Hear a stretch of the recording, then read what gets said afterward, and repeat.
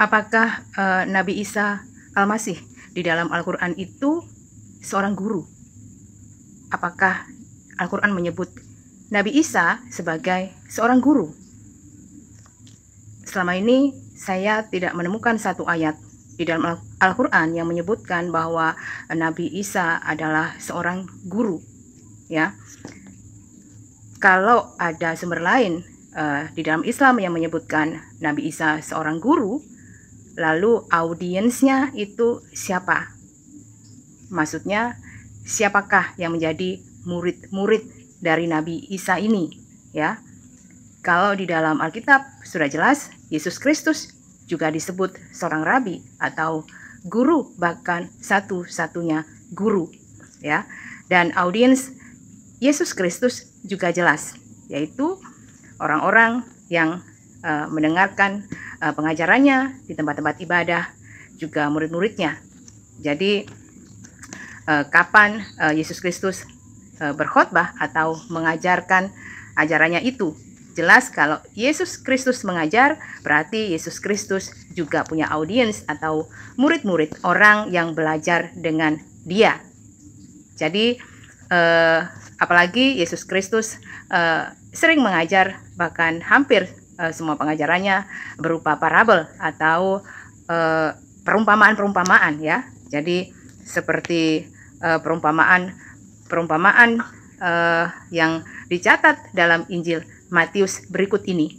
Menurut buku yang ditulis oleh Episkop Daniel, pendiri Gereja Ortodoks Indonesia, bahwa di Injil Matius ada sekitar 27 perumpamaan yang diajarkan oleh Yesus Kristus, ya. Perumpamaan mutiara di hadapan babi, perumpamaan 2 macam dasar, perumpamaan seorang penabur, perumpamaan lalang di antara gandum, perumpamaan biji sesawi, ya.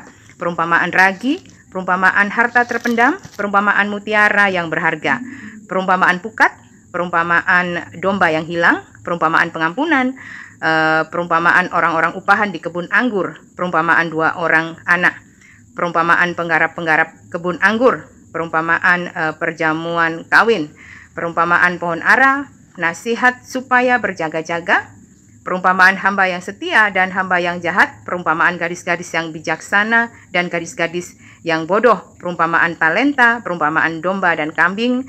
Juga kadangkala yang berikut ini juga disebut perumpamaan, yaitu perumpamaan garam dunia dan terang dunia, perumpamaan selumbar dan balok, perumpamaan kain yang baru dan anggur yang baru, perumpamaan anak-anak di pasar, dan perumpamaan 2 orang buta.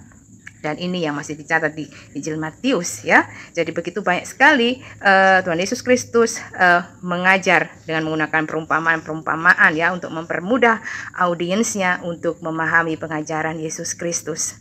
Jadi apakah mau memaksakan lagi bahwa Isa Al-Masih adalah Yesus Kristus? Tentu saya pribadi dan Anda yang sudah mulai memahaminya bahwa dan menyadarinya bahwa Isa Al-Masih ini memang benar-benar totally profil yang berbeda dengan Yesus Kristus di dalam Alkitab atau kitab suci orang Kristen yang dicatat dalam khususnya dalam kitab Perjanjian Baru.